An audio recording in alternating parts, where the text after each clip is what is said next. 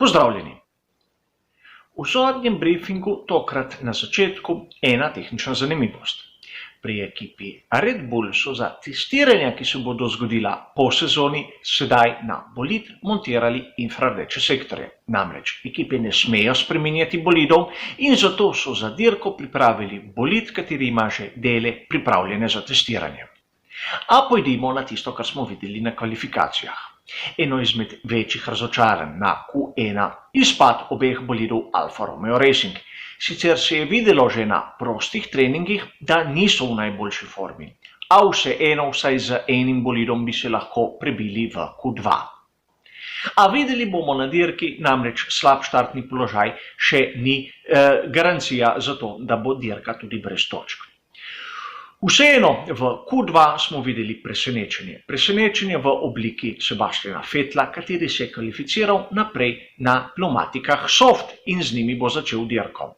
Charles Leclerc nas je spravil malce na limanice, namreč v prvem poizkusu je uporabil tiste soft pneumatike, nato v drugem poizkusu medium in z njimi napravil boljši čas. Kar pomeni, začel bo na medium kot vsa glavna konkurenca. In o glavni konkurenci govorim o Lewisu Hamiltonu, govorim o Maxu Verstappenu in Aleksandru Albonu.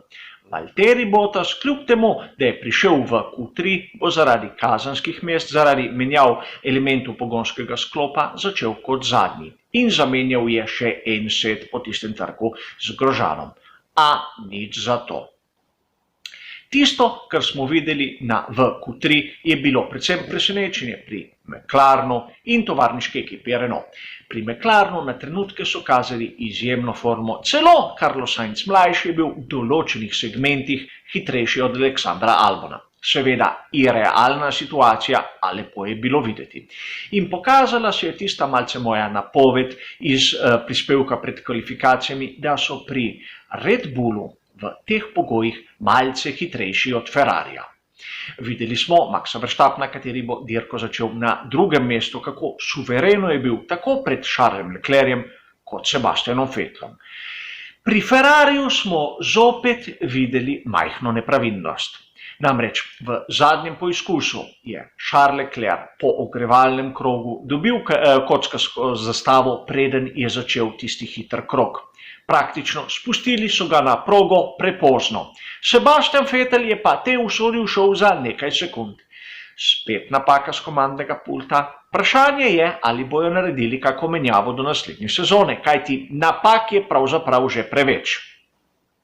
A pojdimo sedaj na tisto lestvico, kjer vidimo, da Lewis Hamilton z lahkoto na pole positionu, seveda Valtterija Bottasa ne smemo šteti, nato Max Verstappen in nato oba Ferrarija.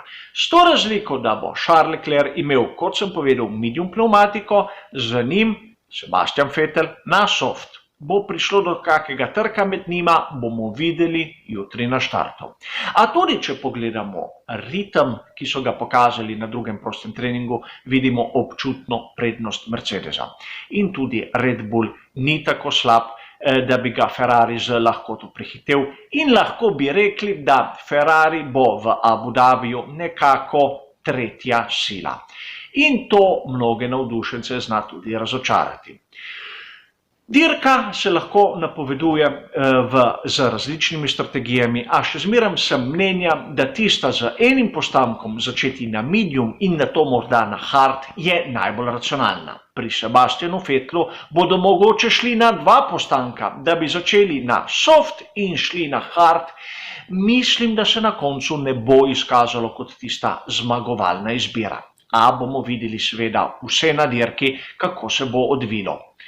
In kljub temu, da imamo že določeno že nekaj dirk, kdo je svetovni prvak med vozniki in med konstruktorji, mislim, da bo zadnja dirka v sezoni 2019 zanimiva in napeta.